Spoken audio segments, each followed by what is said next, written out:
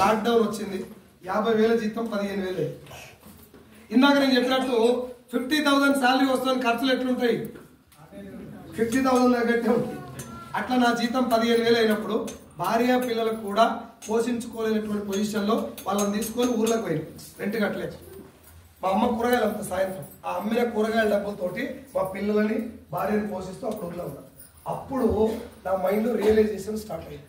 మా గురువుగారు ఒక మాట చెప్తారు, సైదులో పెద్ద పెద్ద మోటివేషనల్ స్పీకర్ మాట్లాడితే లైఫ్ మారకపోవచ్చు, ఖతర్నాక్ పుస్తకాలు చదివితే కూడా లైఫ్ మారకపోవచ్చు, మంచి మంచి కొటేషన్ చదివితే కూడా లైఫ్ మారకపోవచ్చు, పెద్ద పెద్ద సినిమాలు చూస్తే కూడా లైఫ్ మారకపోవచ్చు, కానీ నీ జీవితంలో నీకే తగిలేటటువంటి ఎదురు దెబ్బ, అది నేర్పించినటువంటి గుణపాఠం, అది నడిపించే మార్గం నీ లైఫ్ ను మారుస్తుంది అని చెప్పింది. కరెక్టా కాదు? అర్థమైందా కాలేదు? మనము నార్మల్ గా ఉన్నప్పుడు ఎవడు ఏం చెప్పినా అయినాం, అదే మనం బోర్లో పడ్డాక పైసల గురించి ఇబ్బంది అవుతాము, ఎవడన్నా ఏమైనా చెప్తే బాగుండని వెయిట్ చేస్తాం. అవునా కదా? నాకు అవకాశాలు నా గడప దాకా వచ్చినప్పుడు నేను పట్టించుకోలేదు. ఎందుకు? జీతం వస్తున్నప్పుడు 1 తారీఖు ఇది ఇష్టపెడుతూ ఏమో మళ్ళా ఇష్టపెట్టమని కూడా ఎవరు చెప్పలేదు, తెలుసుకోమని చెప్పింది. శనివారం రోజు సాయంత్రం జాబ్కి వెళ్ళి ఇంటికి పోతాడు, ఎట్లా పోతాడు మనిషి? బండి ఎట్లా పోతాడు తెలుసా? అప్పుడు తిరుగుతుంది, పాట పాడుకుంటూ పోతాడు. సోమవారం నాడు పొద్దుగాల ఆఫీస్కి ఎట్లా పోతాడు? పురుక్కండది అయిపోతుంది బండి. ఇలా మన ఆఫీస్లో ఏమైనా ఊరి పడితే బాగుండు, చూడండి చచ్చిపోతే బాగుండు కదా. అంత బలంగా ఎందుకు పోతావు? ఆదివారం ఎవరిది? సోమవారం ఎవరిది? ఆదివారం నాడు రెడ్ కలర్ లో పెట్టి క్యాలెండర్లో ఆడు ఎవడో డిసైడ్ చేసిండు, నువ్వు ఆదివారం నాడే ఇంటికాడ ఉండాలి. సార్ నా మ్యారేజ్ డే, నా భార్యని సోమవారం రోజు బయటకు తీసుకుపోవాలి, లే ముందు రోజు తీసుకుపోయి సోమవారం నాడు తీసుకురా. నీ పిల్లల్ని నువ్వు బయటకు తీసుకుపోవాలన్నా కూడా ఇంకోటి పర్మిషన్ ఇస్తాడు, చూసావా? ఆ పరిస్థితి ఎప్పుడైనా తలుచుకున్నావా? నేను తలుచుకున్నాను. ఎందుకు తలుచుకున్నా తెలుసా?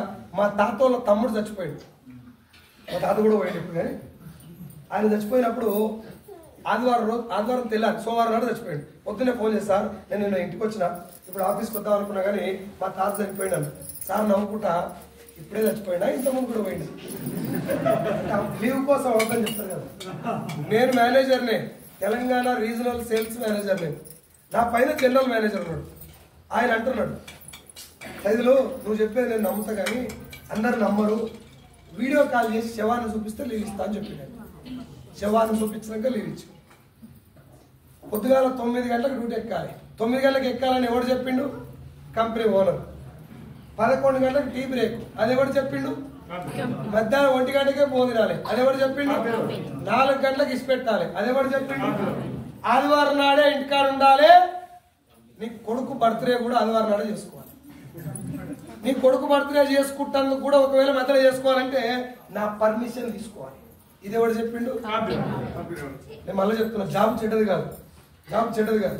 ఎక్కువ పెడుతుందంటే అది బలమైంది. కానీ ఇలాంటి సిచ్యువేషన్ ఎప్పుడైనా నీ మైండ్లో వచ్చినప్పుడు అనుకున్నావా, నా జీవితం మొత్తం ఈడు చెప్పినట్టు నేను నా జీవితంలో నాకు నచ్చినట్టు చేసిన, వెనక తిరిగి చూసుకుంటే బాస్ తప్ప ఏముండే, నా లైఫ్ మొత్తం అట్లే ఉంటాయి. ఎగ్జాక్ట్గా లాక్డౌన్ వచ్చినప్పుడు ఇవన్నీ మైండ్లో వచ్చినాయి. నా ఫ్రెండ్స్ చెప్పింది కరెక్టే, ఇప్పుడు లాక్డౌన్ వచ్చింది, మొదటి లాక్డౌన్ కాబట్టి 15,000 అయింది. ఇంకొకసారి లాక్డౌన్ వస్తే మొత్తానికే వచ్చి చేసేది. ఇప్పుడు నాకు జీతం ఎఫెక్ట్ అయితేనే పిల్లలు పోషించలేకపోతున్నా, రేపు పొద్దున ఇవాళ షేకాండ్ ఇచ్చిన రేపు గడవాలి లాక్డౌన్లో. అవునా కదా? చచ్చిపోయిన వాళ్ళందరూ స్టేటస్లు వస్తున్నారు రోజు పొద్దుగా, నా దోస్తులు కూడా పుసుకున్న మన ఫోటో రాడొస్తే పరిస్థితి ఏంది?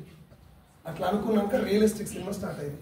ఏమన్నా చేయాలి, ఇది జీవితం కాదు, ఏమన్నా చేయాలి. ఇప్పటిదాకా టైం పాస్ చేసినాం, టిక్ టాక్లు చూసినాం, ఈ అంతా పక్కన పెట్టి ఒక 5 సంవత్సరాలు ప్రాణం పెట్టి పని చేయాలి. నేను ఉన్నా లేకపోయినా నా ఫ్యామిలీకి ఫైనాన్షియల్గా ప్రాబ్లం ఉంది. మందిని ముంచకుండా నిజాయితీగా డబ్బు సంపాదించే మార్గాలు ఎన్ని ఉన్నాయో ముందు తెలుసుకోవాలి, ప్రాణం పెట్టి పని చేయాలి అని చెప్పి డిసైడ్ అయినాక నా దగ్గరికి ఈ అవకాశం వచ్చింది. ఏం పేరు ఈ కంపెనీ పేరు? వెస్టేజ్ కాదు, మీరు వెస్టేజ్ అంటే ఊళ్ళో ఆడు వేస్టేజ్ అంటారు అని కొంచెం కోపం ఎక్క కదా. నేను వెస్టేజ్ అది కంపెనీ పేరు. నేను నా ఫ్రెండ్ పంచాయతీ సెక్రటరీ, నా డిగ్రీ క్లాస్మేట్ వాడు. నేను చెప్పినా కదా గవర్నమెంట్ జాబ్ నాకు వస్తుందని, ఆయనకు వచ్చింది. వాడు మనకంటే చాలా గ్రేట్, చదివేదాడు, మన చదువు అంతా డిఫరెంట్ ఉండలేదు. వాడు గవర్నమెంట్ జాబ్ వచ్చింది కాబట్టి నా దృష్టిలో చాలా గ్రేట్. ఇంత గ్రేట్ అయినోడు ఏం కంపెనీ గురించి చెప్పిండు? ఇది గూగుల్లో కొట్టిన నేను. కొడితే బాత్రూమ్ కడిగేది, గిన్నెలు తోమేది, సబ్బు సర్పు షాంపూ పేస్ట్ వస్తుంది. ఒరే అది గవర్నమెంట్ జాబ్ కరెక్టే, నేను ఎట్లా కొట్టవచ్చు దీనికి? తెలంగాణ సేల్స్ మేనేజర్ నేను, ఇంత బతికి సబ్బులు అమ్ముకోవాలా? అట్లా అనిపించింది నాకు. నీకు అనిపించిందా లేదా నాకు తెలియదు, నాకు అనిపించింది అట్లా. సబ్బుల కంపెనీ అని ఫిక్స్ అయిపోయినా. సబ్బుల కంపెనీ అనిపించినాక పోగుతుంది చెయ్యాలని ఉంది ఏదో ఒకటి, కానీ మరీ సబ్బుల కంపెనీయా అనుకొని 4 నెలలు వేస్ట్ చేస్తా.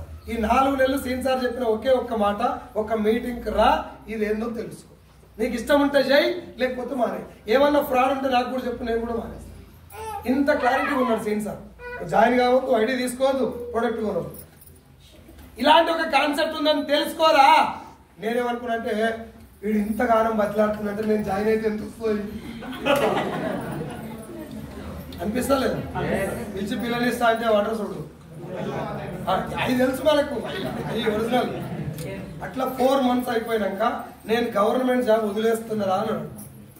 ఇప్పుడు ఇంత కష్టపడి కొట్టిన గవర్నమెంట్ జాబ్ వదిలేస్తాను కారణం ఏంటిది? వెస్టేజ్. అంటే గవర్నమెంట్ జాబ్ కంటే మించింది ఇంకేవో ఉండుంటుంది, అందుకని ఇది బంద్ చేస్తున్నట్టు. నెంబర్ 1. నెంబర్ 2, నాకు ఇంకో విషయం ఏమనిపించింది అంటే ఈయన ఎవడో మాయమాటలు చెప్పి ముంచింది. ఇప్పుడు మనకున్న అపారమైన జ్ఞానానికి మనం దేనికి ఎక్కువ సపోర్ట్ చేస్తాం? చీరుగాడు అమాయకుడు కాబట్టి అని ముంచిరు. మన తెలివితోటి ఎట్లా తెలుసుకున్నాం. ఇంటర్వ్యూ 6 సార్లు ఫెయిల్ అయినోడేమో తెలివి కాదు, గవర్నమెంట్ జాబ్ కొట్టినోడేమో అమాయకుడు. దరిద్రం నెత్తి మీద డిస్కో ఆడితే ఇట్లాంటి లక్షణాలే వస్తుంది. నేను మీటింగ్ పోవాలని డిసైడ్ అయినా. ఏమని? మీటింగ్ పోవాలి. పోయి కూర్చున్నా. మీటింగ్ పోయి కూర్చున్నాక 6 వచ్చి ఆ మీటింగ్ నాతో పాటు. ఎంతమంది? ఇంతమంది మీటింగ్కి వచ్చారు కాబట్టి ఇలా పెద్దోళ్ళు వచ్చినా చిన్నోళ్ళు వచ్చినా అరే ఇంతమంది వచ్చినట్టు ఇది ఏందో తెలుసుకున్నామని ఓ పాజిటివ్ వైపు ఉంటుంది మనసులో. ఎస్ఆర్ 6 కూర్చున్న మీటింగ్ పోయినా నాకు ఏమనిపించింది తెలుసా? సబ్బుల కంపెనీ అనుకున్నాగా నేను కరెక్టే, నేను వచ్చుడే ఎక్కువ ఈ మీటింగ్, నేను అపాయింట్మెంట్ ఇచ్చుడే ఎక్కువ. మనం మొదవర్లో మరి 50 పండుగ 15 అయినా కూడా కిరీటం దిగదు. పోయి కూర్చున్నప్పుడు నా మైండ్లో ఒక్క చిన్న ఆలోచన వచ్చింది. ఆలోచనతోటి ఆ 15 నిమిషాలు నేను ఏం ఆలోచన వచ్చిందంటే వీళ్ళు లక్ష్యాన్ని చెప్తున్నారు, కారని చెప్తున్నారు, నా జీవితం చూస్తే ఎనక దగ్గర వెళ్ళిపోయింది. సంగరాకపోయి రోడ్డు కూడా బిల్డప్కి ఏం తక్కువ లేదు, కానీ పైసలు లేవు ఇంట్లో.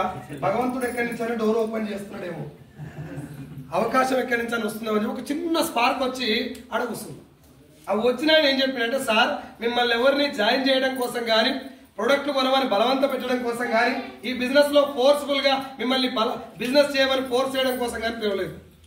ఇలాంటి ఒక బిజినెస్ మోడల్ ఉన్నది అని తెలుసుకొని వెళ్ళండి. కానీ మీకు ఇంట్రెస్ట్ ఉంటే ఇప్పుడే మొదలు పెట్టండి. లేదు సార్ ఇంకా తెలుసుకోవాలంటే తెలుసుకున్నాక స్టార్ట్ చేయండి, కానీ ఇప్పుడు జాయిన్ చేయడం కోసం నేను మాట్లాడుతుంది అన్నాడు. నా నెట్లో పాలు పోసినంత పని అయింది సార్ నాకు. ఆడు గుడ్డ రూమ్ లో కూర్చోబెట్టి 7 తాళం వేసి ఆధార్ కార్డు కూర్చుంటారు అనుకున్నా, ప్రొడక్ట్ కొనబెడతానేమో అనుకున్న, బలవంతంగా పోవాటానికి. అట్లేం చెప్పలే. ఈనూరి అన్నాడు, ఇంటానికి ఎంత ఖర్చు అవుతుంది?